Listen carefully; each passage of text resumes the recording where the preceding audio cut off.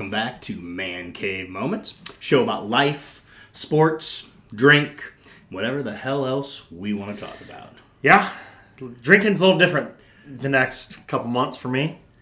Oh, okay. I was going to say, not for me. No. Normally I do dry January, where I just don't drink during January. I'm sorry. I know. It's just something I've been doing the last 4 or 5 years. Yeah. This year I'm doing a little different. I'm going drinking 1 day a week. If it's Wednesday, nothing on the weekends. Mm-hmm. But with NFL playoffs this weekend, I'm choosing to drink probably Saturday. But from now until spring break, I'm trying to shed some weight. And not drinking helps me in that aspect. That makes sense. So I got my sugar-free Mountain Dew Zero, 0 calories for my substitute. So that's where we're at. All right. God, we'll roll with it. Getting old and fat is not fun. It's not. But anyway, let's get into it. So I wanted to start off this week first and foremost by apologizing to you, our audience, our viewers that are following us so far. We've broken the golden rule of content, podcasting, YouTube videos, and that's consistency. We just haven't been able to get out a video every week like we want to, and we apologize. We have been having some technical issues. We are not technical wizards in any way, shape, or form. I can turn on a computer, that's about it. Correct. and we've been very blessed that his wife has kind of taken the lead on that, but we're having some problem with the recording software and the audio files, so hopefully this is cleaned up a little bit better and we can get this one out this week as well. And then on a somber note, we're here today and we're mourning the loss of the life of a great man, Dennis Tiny Parker, as he was known to so many people. We've actually talked about him once or twice. We did. I want to say it was, episode 1 or 2 that we talked about. I think it was one when we were talking about youth sports, because I played for Tiny PAL football in Fort Wayne for many, many years. Well, many, many years ago. 30 years ago.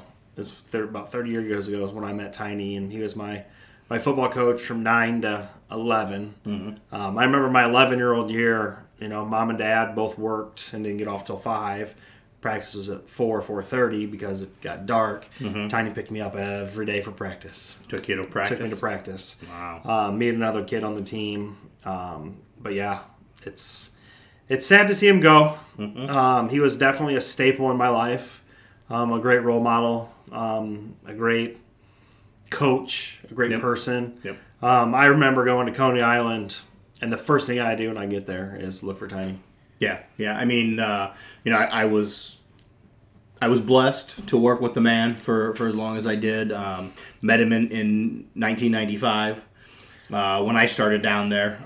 He did coach my brother, but I didn't go to those games. I tried to stay away but when I went down there, I was it was Tiny, and he was just such a staple of that environment.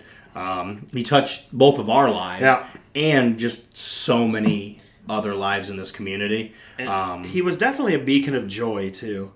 I mean, even in his worst times, the first go around, he came back and he wasn't even working. He was just sitting at the counter because he missed Coney Island. He missed the people. Yep. And I remember walking in there, not expecting to see him because he'd just gotten out of the hospital the first time a couple years ago.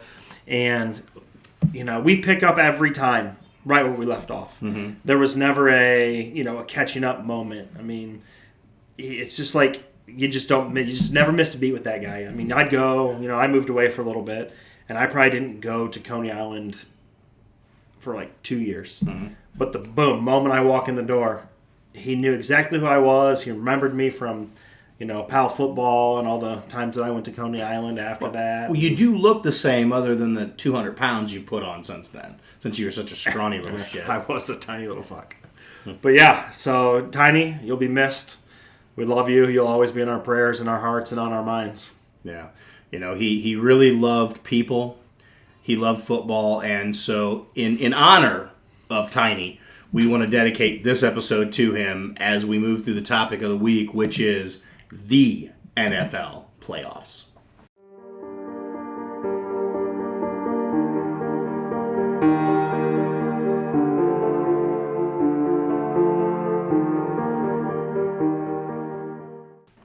So Wild Card Weekend is finally here. It's something, we love watching the NFL. Watching that every weekend, week out, trying to watch as many games as I can. I hate the fact that I don't watch very many Monday night games. And to be honest, Sunday night games, I think I watched maybe the first few plays of the Packers game this weekend. And then I went to bed because I'm tired at 8 o'clock at night. I'm tired at 9 o'clock at night. Yeah. But super excited for it. Yeah, and what are your thoughts on 12 teams, right? 14 teams. 14 teams, 12 are playing this weekend. Yes. What are your thoughts on the 14 teams? I kind of just want them to go a 16, so nobody gets a bye.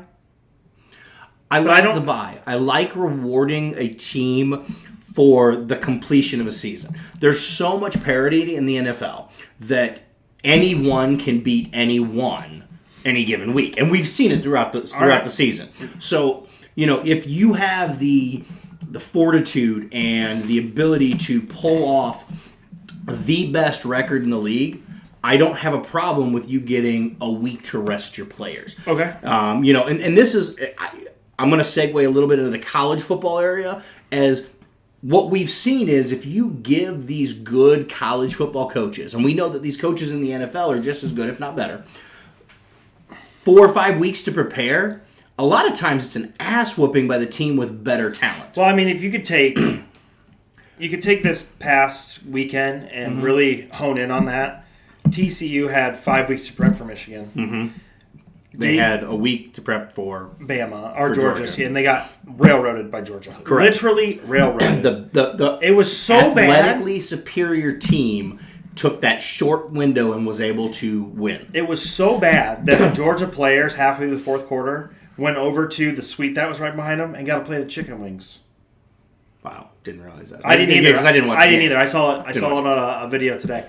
But now, okay, I'm gonna ask a question. As a bitter Michigan fan, yes, we watched the game. Yes, we did. Well, if you want to call it a game, I thought it was a great game. It was high scoring. It was fast paced. Did TCU beat Michigan, or did Michigan beat Michigan, and the referees help that? I'm very biased, so I want to ask your opinion on that. You know what? We have a lot to cover. I think we need to table that for another conversation. Give me your short. My quick short spiel is that Michigan did not play well enough to win the game. Okay. TCU came out and played probably one of their best games they've played all year. All right, I'll give you that. They didn't make mistakes for the most part. Now, were there a couple calls that we disagreed with? Yes. Was there issues that we feel with the officiating? Yes. And I think that all segues into the NFL playoffs with, they have the NFL officials, right? They're the NFL officials. You get graded for the whole year to get assigned to these games. Right. You're not just thrown together and placed out there. Correct. And we're kicking off, Saturday's slate with, we got the Seahawks and the 49ers and the Chargers and the Jags. 2 games that, do they do anything for me? Not really. They don't, but they do because it's playoff football. It's playoff football, and I'm intrigued by Pete Carroll versus the 49ers. I think the 49ers win in a landslide, personally. I'm not going to argue with that. We're looking. I think the line's moved a little bit, but 9.5. It's 9. I'm seeing a 9.5 line. That's what I thought. To the 49ers.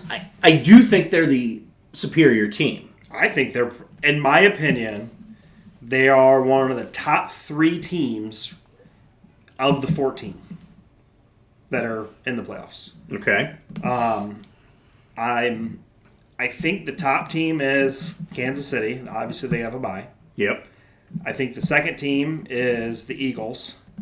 I disagree with that. That's fine. You're allowed to. We don't have to have the same opinion here. Yeah. And I think the 49ers are right up there with the Eagles. That's just my opinion. Okay. That's kind of where I'm living this week. But with the 49ers playing the Seahawks 9.5, frankly, I think that it's probably going to be closer to a 20-point game. That's how I feel in my heart. Whether that's actually going to happen or not, because you don't know who's going to show up. Exactly. It's the NFL playoffs. Yeah. 1 or 2 plays can change the tide of that game. 100%. But There's so much talent on the 49ers that they best should defense in the league. Now, I don't even have them in my top 4 when I look at the playoff teams. Okay. My top 3 teams come from the AFC. They're in my opinion, they're that much better than the NFC. Now, the Eagles, there's a caveat. I put the Eagles at 4. Okay. Why do I put the Eagles at 4? Because they don't have recent quality playoff experience. Okay. Last year, I think they got in last year. They got beat by the Bucks. But was Hurts the guy? Was he the guy? He wasn't what he is this year. Correct. That's where I see them. They could pull themselves into the conversation. Right. But when I look at the Chiefs and the Bills, and to be honest, that's 1A and 1B for me, with the Bengals being not quite 1C, but a 2. I disagree. I think the Bengals are the second best team in the AFC. So you would take the Bengals over the Bills? I would take the Bengals over the Bills. Okay, and I'm fine with that. I just think that I don't know what would have happened had the game played out on Monday night in Cincinnati. I probably would lean Bengals by 3 here's at home. Okay, this is where I'm going to get you. Mm-hmm. When it comes to playoff football, the air attack decreases a bunch, and the ground attack increases a bunch. Yep. Buffalo, no run game. Okay. The Bengals have a run game. They have a great run game. Yep. They may have this. They have a top 3 run game. So if we're go ahead. And who's left in the AFC for sure? Okay. If probably a top 2. Okay. I would probably say. Yeah, I mean, who's got a run game better than them? Maybe Ravens with everyone fully healthy. If Lamar plays, which we don't know. Dobbins and Lamar are fully healthy. I do like the Chiefs' run game, but that's mostly because McKinnon is dynamite out of the backfield. Yep. But he's more of a pass receiver out of the backfield than a rusher. Yes. So I think that, arguably the Bengals have the best run game in the AFC right now. Yeah. And I really like McKinnon. It's McKinnon, isn't it? Jerick McKinnon, no. yes. Yeah, McKinnon. Yeah, because he played for Minnesota. Yeah, who else? Who's their other back? I can't remember. I don't know. Well, either way, they're fantastic. I think they have the best run game. So I'm taking the 49ers to cover the early game. What do you got for the late game? I like the Chargers. I do the Chargers. I look at that team. There's just too much talent. Yep. And I think the Jags are 1 or 2 years ahead of where they should be. I agree. The Jags, to me, are the Baltimore Orioles of baseball last year. Oh, yeah. They surprised everyone. Mm-hmm. We look at the Jags, and, the Jags, aside from a handful of years, have kind of been a laughing stock of the NFL. And this year, Lawrence stepped up. They got rid of the idiot that they had coaching them. Terrible. And which I like Urban Meyer, but he's not the brightest guy. I tell you what, Urban Meyer, he's been successful everywhere he's went except in the NFL. Because he can't control people.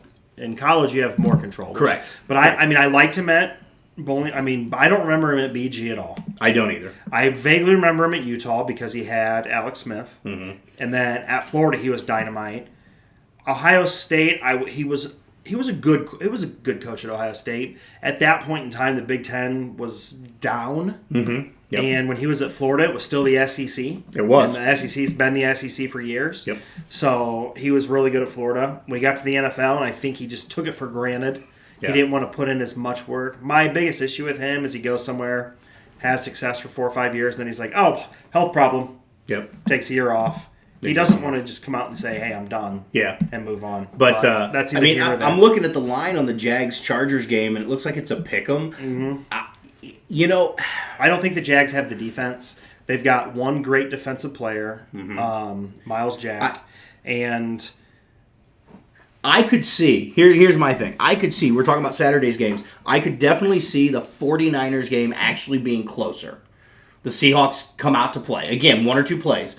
Then the Chargers-Jags. I think the Chargers come out and just flat out smoke the Jaguars. Well, if I were the Jaguars, you had a great year. Don't get me wrong. You had a great finish to the season. Mm-hmm. I think they started like 3-8 or something and ended up 6-7 wins in a row, something like that. They don't have a defense. I think this year, when it comes draft time, they need to focus on the defense. They've got a good running back in NTN. Yep. They've got a good receiver, Christian Kirk. Yep. They've got Lawrence is coming along. He's coming along. I think they need a tight end. They've got another good receiver. I just can't think of the name off the top of my head.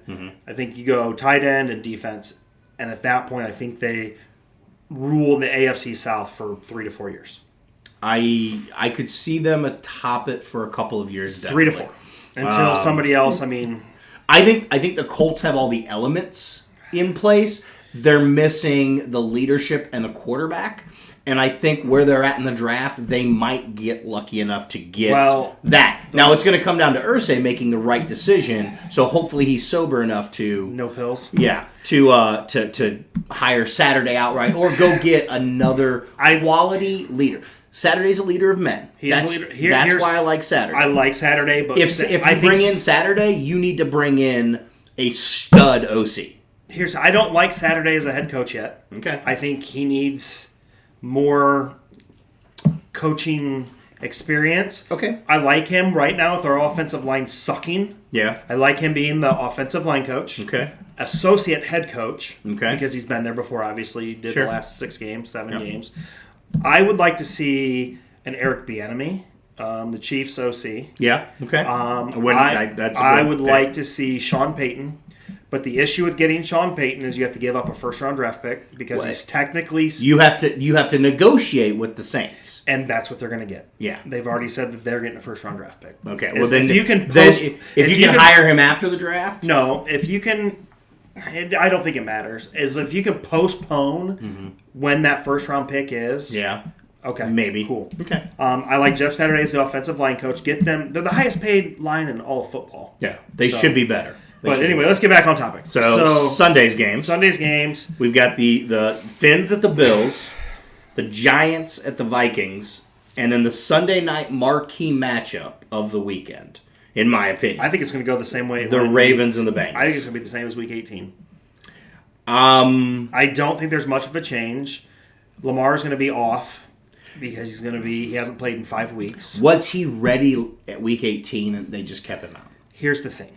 That's a question we don't know. We don't know, but however, the issue that if you're healthy, you got to play, especially going into the playoffs. Well, he hasn't played in 5 weeks. Yeah, his timing's not going to be there. Yeah. His game legs aren't going to be there. Nope. They were fighting for potentially winning the division if they win that game.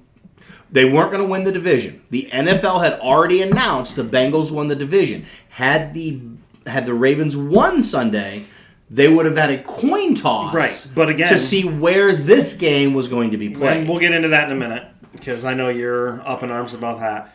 But they didn't even give them a chance to get home field advantage at all. They didn't even give themselves an opportunity. Yeah. If he is healthy, if he's not healthy, this game's a barn burner. I think the Ravens get mollywopped, and I think that the Bengals put up 40. But here's the thing, and I know most of the game on Sunday the Bengals played their starters. Yeah. Because we watched the end of the game. Well, and the Bengals wanted to make sure that there was no opportunity for a coin flip. Correct. But the Bengals won by 11 points. The Ravens also turned the ball over, I believe, 4 times in that game. I'm telling you, I believe that the Bengals put it on. We watched the first half as a family up at B-Dubs, and Burrow was off. He had nothing to play. I know, but he missed Chase. He was making his throws were not what it needed to be to win a playoff game. I'll give you that. He had Chase open for a touchdown. He underthrows him. Okay. He had a couple out plays where he missed the receiver. He was too high. Okay. Not under severe pressure. Okay. Throws that... I didn't watch the game, so... Throws that he should have But the question is, did they play down a little bit because they knew that they were going to have to play the Ravens in the first round anyway? I don't Is it one of those things where you hold back on your play calling, you don't take too many risks? Now, that might have been it, but I think they were so pissed at the league that they knew they had to win that game just to shut up any opportunity for what could have been a bad weekend this weekend. Well, yeah. And then Monday, Cowboys and the Bucks. I got Cowboys, man. I love Tom Brady. He is by far my favorite current NFL player. Part of it's because he went to Michigan. The other part is because he's won 7 Super Bowls. But I just don't see the way that the Bucs have been playing this year. I don't see them winning. I really don't. The Cowboys have won 5 playoff games since 1995. Okay, that's fine. But, we talked about this earlier this week. The Bucs are 2-4 against winning. Was it 2-4 against winning record? Correct. But their one win was throttling the Cowboys in week 1. Yeah, but they were 0-0. Everybody was 100% healthy for Tampa Bay. Correct.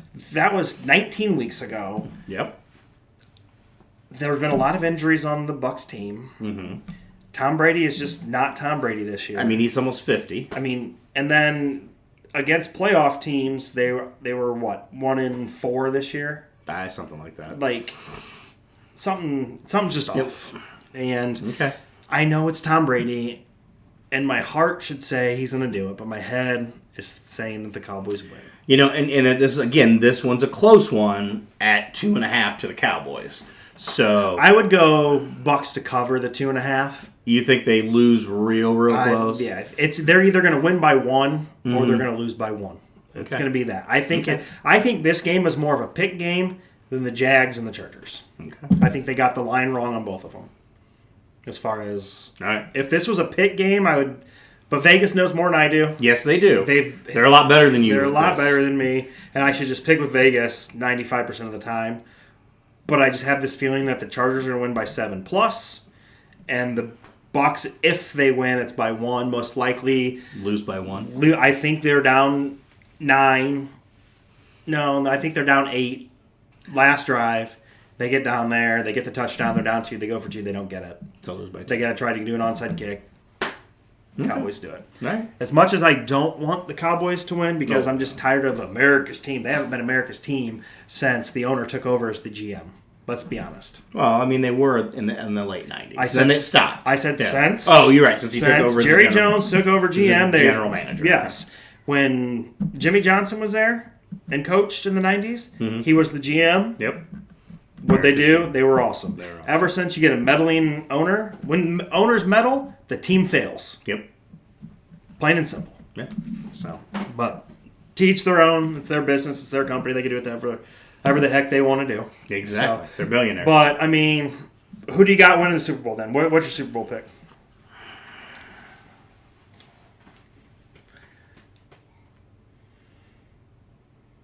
Man, dead air, Pat. Can't have dead air. I know, dead air is bad. I'm going Bills over Niners. I like that. Okay. From the aspect that both of those are quality teams. Mm-hmm. My biggest hang up with the Bills is they don't have a run game. I understand. But they're playing at home. Okay.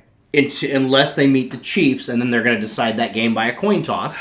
You know why they're doing it by a coin toss? Because nobody wants to host that game. The Colts turned it down. The Colts said no. Did they? Yeah, Jim Irsay said no. He's not hosting an AFC Championship unless it's the Colts. Gotcha. Good for him. But, again, I don't like the coin flip. It was what happened. So no other neutral site has agreed to host yet? As of right now, no. Okay. I think Josh Allen is just that good.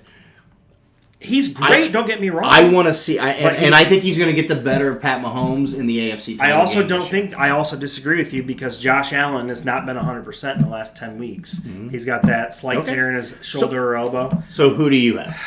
I'm actually going to go from the AFC. I'm going Bengals. Okay. I think they're going to make it back. Okay. I actually want the Bengals to win it this year. I like JB. Mm-hmm. I think he's a phenomenal quarterback. He's playing with his college boy and Jamar Chase. Tyler Eifert from Fort Wayne played there. He no longer plays there. Yep. But Jesse Bates is there. He's from the 260. I like the Bengals winning the Super Bowl.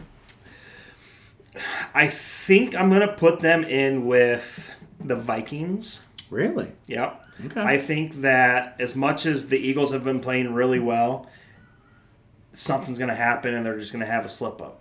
Okay. So that's going to be my pick. Bengals get beat by the Vikings. I think that Mr. Primetime shows up a couple times, but then in the end of the day, he gets beat. And that's the quarterback of the Vikings. Yeah, I mean, we've got 2 different picks. That's pretty interesting. 2 way off picks. Yeah. So, but anyway, but back to this whole coin flip thing, man. Oh my goodness. That's what we're going to talk about in What's Grinding Greeny. Welcome to this week's episode of What's Grinding Greeny. Today we're going to talk about the coin toss. I'm not talking about the beginning of the game or that thing that happens between the end of regulation and overtime. I'm talking about the NFL, a billion-dollar organization that has a rule for everything, deciding to say, the hell with it, we're just going to throw it out the window and decide, let's go ahead and toss a coin. The Bengals were playing for their lives in Week 18 to host the game after they won the division. Because if they lost, though they were declared the division winner, they were going to have to flip a coin to see where they played that playoff game. Right? What the fuck? Why are we voting to change plans? Right? The league has a plan in place for this. It's called winning percentage. Right? We measure percentage points in almost everything we do when it comes to sports, including in records. The NFL uses this. Why don't we just keep it going? What's going on? You know? I know that we missed that important Bills-Bengals game. Right? That was very important. But it was for a damn good reason that they called that game. Right? But that doesn't mean we just throw everything out the window and deal with it. So NFL, get your heads out your asses, and let's go. Let's do this the right way. You know, I completely agree with you from that. I think it is a crock of crap that they're even entertaining that whatsoever. Anything, any kind of a coin toss or a neutral site game. No, just it's winning percentage. Yeah. You know what? Look at the winning percentage. DeMar Hamlin, glad he's okay. Yes. I remember watching that incident. It's one of those things that you knew exactly where you were and what you were doing at the time of it. And we couldn't figure out what happened. No. All of a sudden, my wife and I are sitting on the couch. We're watching the game because that was a Monday night game. Monday night game. You guys were up skiing, so I was streaming on YouTube, and it. Like, we looked up, and it's like, play stopped. And then all of a sudden, we look up again, it's like the ambulance is on it. It's like, so, we rewound it, and, I couldn't see the hit. Like, I was looking for something like a leg injury. Right. Or, as close as they were in the ambulance, a spinal cord injury. And again, I didn't see a hit that was on the screen that was that. Now, again, the ESPN did a phenomenal job with their coverage of cutting away, getting it on there, talking about what was going on, and then just elevating the situation to the emotion that was going on in that stadium at the time. So when that happened, you look, it wasn't a big crazy hit. I mean, You look at when Vontaze Burfict used to play for the Bengals, and he would headhunt. Like, that's the type of hit I expected to see to cause that. Mm-hmm. With my baseball background and knowing that, if you take a 100-mile-an-hour pitch off the chest and say you have an irregular heartbeat and it catches in that millionth of a second, you're going down like a sack of potatoes. That's exactly what happened. Yeah. And very thankful that he's okay. Yes. I love that the NFL and the community all rallied around him. Mm-hmm. He has a GoFundMe that at time of kickoff, $2,500. That was his goal. That was the goal. They didn't even raise that much. The goal was to raise $2,500 toys for children. Toys for children from, I think, the McKees Rocker from there. That's where he's from. Correct. In that area. By Friday, it was up to $8 million or something. It's awesome. Bills Mafia, fantastic. The world, fantastic. And the fact that this young man is getting better. He's at home. He's progressing. He's back home in Buffalo. He was released today, which is awesome. and I'm not going to take anything away from what they did. I thought that there was the right decision to stop play. Mm-hmm. And here's the thing. Everybody was like, well, why didn't we cancel it instantly? Well, we didn't know. Nobody knew. There wasn't enough information. And they weren't telling us they were giving him CPR in the field. They weren't telling us we didn't know that until later. Well, by the time right before he got in, they said he had to be on. They had to use the AED and the defib, and then CPR. The biggest issue that I have with how everything played out is what Fox Sports analyst, undisturbed co-host, said. It wasn't Shannon Sharp. It was he used to Skip be Bayless. Skip Bayless was very arrogant, very pompous, and his tweets were just downright nasty and disturbing. Mm-hmm. Like he wanted them to get him off the field and continue the game. You know what? There's bigger things in life than football. Mm-hmm. His well-being and the well-being of everybody on both sides that was affected. Well, because when they kept showing the players, it wasn't just the Bills players that were distraught and emotional. Mm-hmm. And it probably takes a lot for a grown man to cry. And both sidelines were in tears for what happened. Yeah. Well, and there's such a big push. This 10, 15, 20 years ago, they'd have been like, yep, get them out. They'd have played. Yeah. They'd have played. But there's been such a big push for players. mental health awareness. Yep, absolutely. And I think that's incredibly important. And I'm absolutely. very proud that, again, I think ESPN did a great job of covering it. Troy Aikman said that discussing what was going on. Joe Buck's finest moment in broadcasting. Really? Yeah, he said that because the way that Joe Buck handled it with grace, dignity, and respect, he took just after his dad. Yeah, I mean his dad's was a legendary broadcaster in his own right. Yep. Joe Buck nailed it. Yeah. I disagree with how they're going to determine on who gets home field. I totally disagree with that. Agreed. I think it's asinine. I think it's stupid for it. You alluded to all of the rules and regulations that they have. The rules and regulations in the NFL are so nitty-gritty. Oh, yeah. It gets down to what the players are allowed to wear on the field. Exactly. How high their socks are allowed to be. What type of cleats. What color cleats. Mm-hmm. There's got to be protocols in place. Tape matching. Yes. Yep. Go straight winning percent. Who has the better winning percent? That's number one. Bingo. Who's number two? That person. Who's number three? And so on and so forth and down the line. We've got all these tiebreakers if a team ties at 9-8. Yep. No different than what happens if a game is postponed due to something of this nature. Now, if it was postponed for weather or something along that where it wasn't as much of a personal issue, a mental health or a health issue. Correct. Okay. Then we could kind of go back and forth on the coin flip. I still would disagree with it, I think. Mm-hmm. I would like to think that I would disagree with it, but I don't know because... I think you'd be harping on them if it was a weather issue to play it the next day. Oh, absolutely. Figure it out. Yeah, they probably would figure it out. I bet they would have. Yeah, but because I could have with what it was. Yeah, because what I also could have seen them do is say it was they couldn't play because of weather. Yeah, play it Tuesday, and then who the Bills played.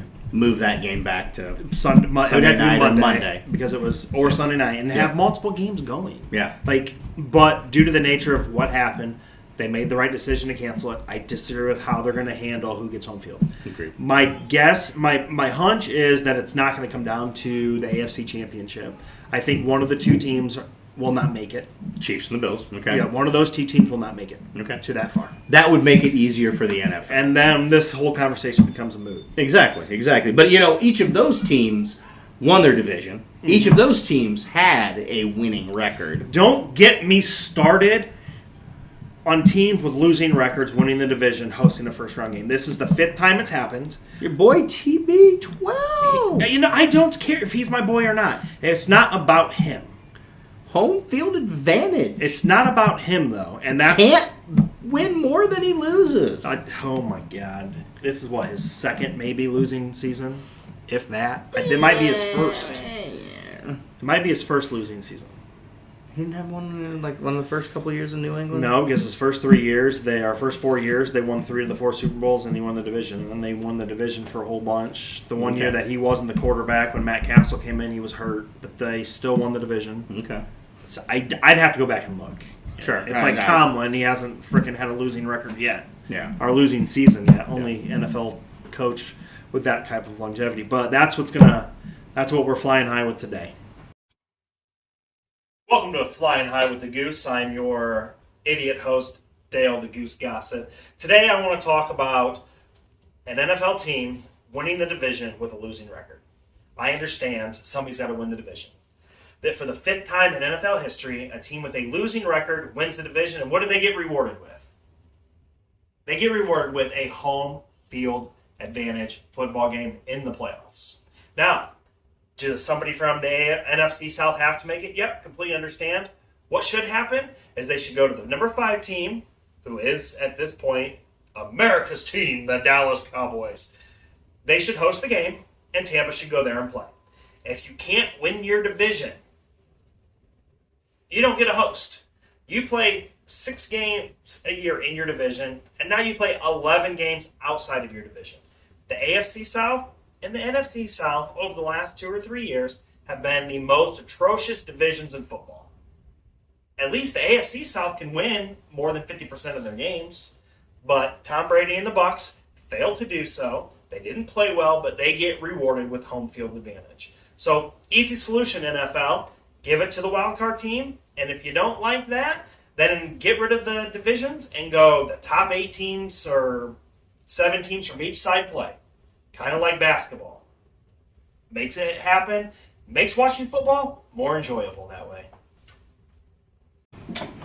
Yeah, I really hate that they're going to allow a team that can't win, 9 games host a playoff game. I'm going to disagree with you. They won the division.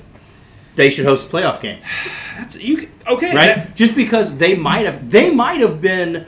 So, and again, I know that there's a strength of schedule factor in there, but they might have had the toughest schedule in the league and lost, again, hypothetically, they might have lost 7 of those games by 1 score or less, right? And just had bad luck. There might have been injuries to play for it. If you still beat the other teams in your division, right? You still won games in the NFL, right? And we can't forget the NFL is a business. You're right, it's a business. The business aspect says you play in this division that we created, and if you win this division, the reward for winning the division is the financial incentive to you and your city of hosting a playoff. Okay, that's all fine and dandy. But if you lose more than you win in any other sport, you're not in. You're just not in. Agreed. Tough. I shouldn't say that, because if that happens in the NBA and team 12 that makes the playoff, because they play. They put in 92 teams and there's only 32 teams in the NBA. Exactly. So you could still have a losing record and make the playoffs in the NBA. Well, now they do the play-ins now, and that's what separates and weeds those people out. Yeah. Something's got to be done. If you can't win more than half your games, you shouldn't get to host. I'm sorry. So hear me out on this, right? With the advent of technology, digitalization, social media, instant everything. Okay, I'm a big proponent of every league, professional league, having just 2 whatever you want to call it. Yes, East and West, North and South, AFC, NFC. Yeah.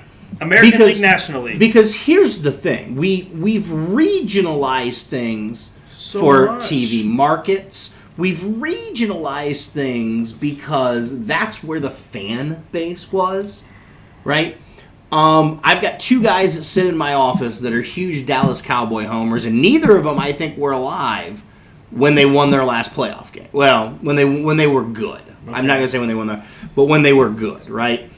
We have fans from all over the country cheering for all kinds of teams because we can watch them at the drop of the hat. Okay. I'm a Yankees fan, and I watch 130 to 140 Yankee games a year. Whenever they're not playing in the Central. Correct. Or against Central teams. Correct. All right, so here, I'm going to do this. Okay. This is why I don't like the Bucs hosting a game. They did not score more than 24 points this year in a single game, except one. Okay. Okay? They did not win every game in their division. Okay. So if they go 8-9, which they did, and they go 6-0 in their division, okay, I'll give them that. But when you get beat by the Panthers 21-3, and then you lay an egg against Baltimore, then you get beat by the Browns, you go out to San Francisco, you get smoked 35-7, Cincinnati 23, and then Atlanta 17 points. Now, they already had the division wrapped up. They stopped playing everybody in the second half. But come on. They won the division. I understand. Change the rules. That's what I'm getting All at. those rules that are in the system. Change the rules. They want to change other rules in the middle of the playoffs. Change a rule. I just don't like that a losing team gets to host. I just don't like it. Because, I mean, if you think about it, look at all these other teams that, especially in the NFC East. You had the Eagles. You had playoff team. Giants, playoff team. Cowboys, playoff team. Washington, winning record, didn't make the playoffs. Yeah, no, I get that. I understand they have to host because that's the way the rules are written. But we got to change it because having a losing product on the field hosting is not great business decision, in my opinion. No, that makes sense.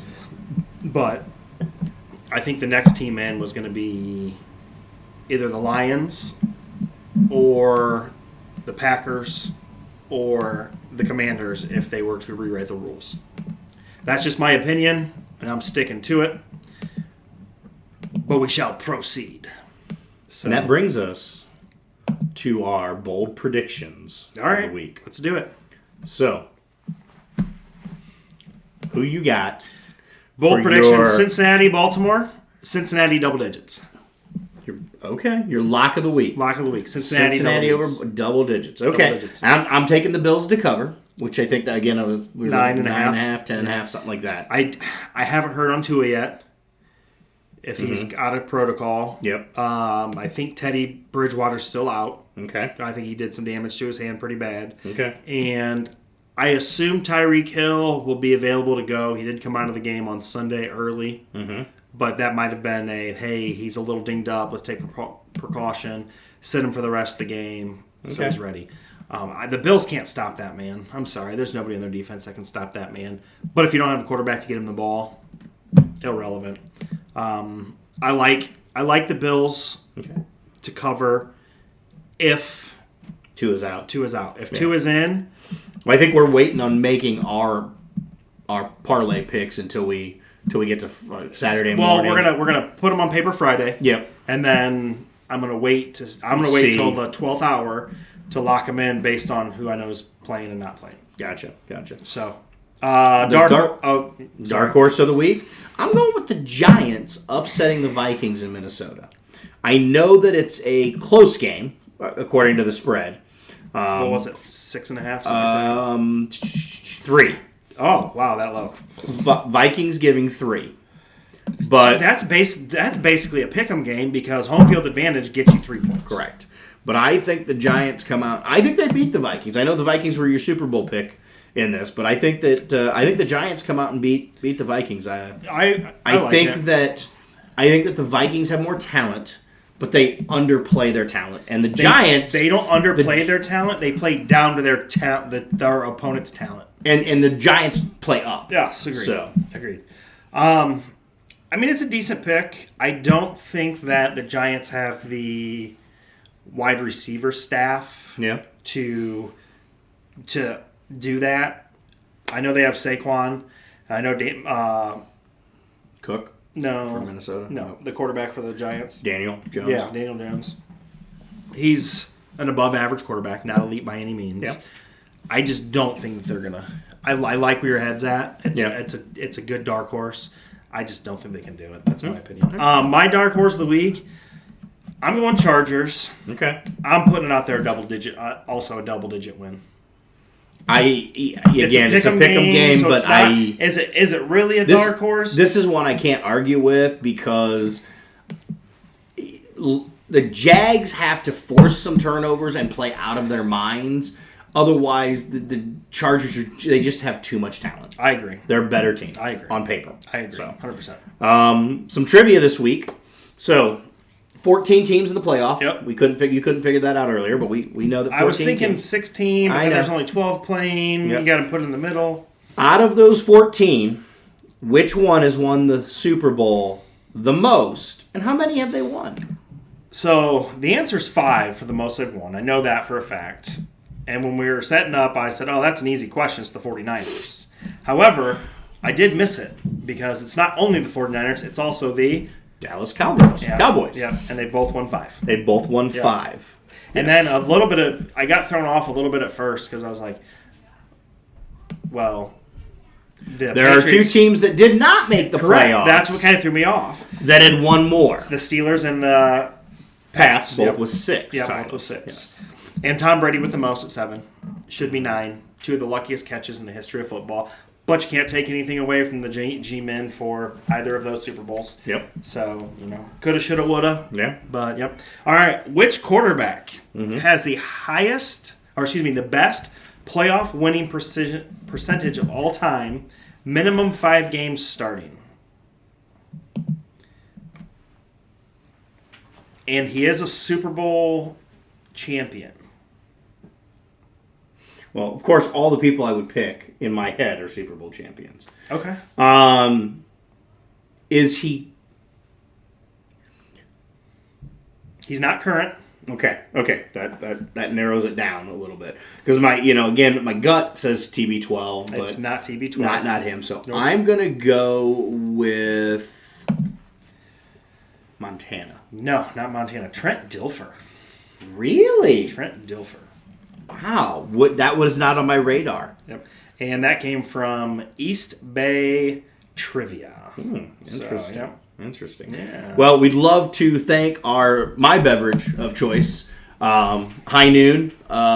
These 100 calories. Yeah. We are both trying to lose some weight. Yours is obviously by spring break. Mine is over the next 2 years. Well, mine's going to be long term. It's that way. Correct. Obviously trying to shed some pounds before beach season. But when seltzers made it big, I tried almost all of them. My wife, of course, finds this out of nowhere, tries it, and we love it. Like if you want something that's an alternative to liquor or beer, and you want to drink something, especially during pool season. Oh, yeah. I tell you what. We went through 2 to 3 cases a weekend, and we would go to Sam's Club and Costco and get the bigger cases. Yep. Because it's 4-packs at the grocery store and the liquor stores. 4-packs or 8-packs. And you can get the 12-pack at the big stores, the big warehouse stores. Yep. We would go through 2 to 3 of those a weekend at the lake. Yeah. Me, my wife, my brother-in-law, and his wife. When I have a campfire, if in the summer, we would go through. If I'm just sitting there by myself, and it's one of those where it's going to be a lone night because the kids go to bed after some more time.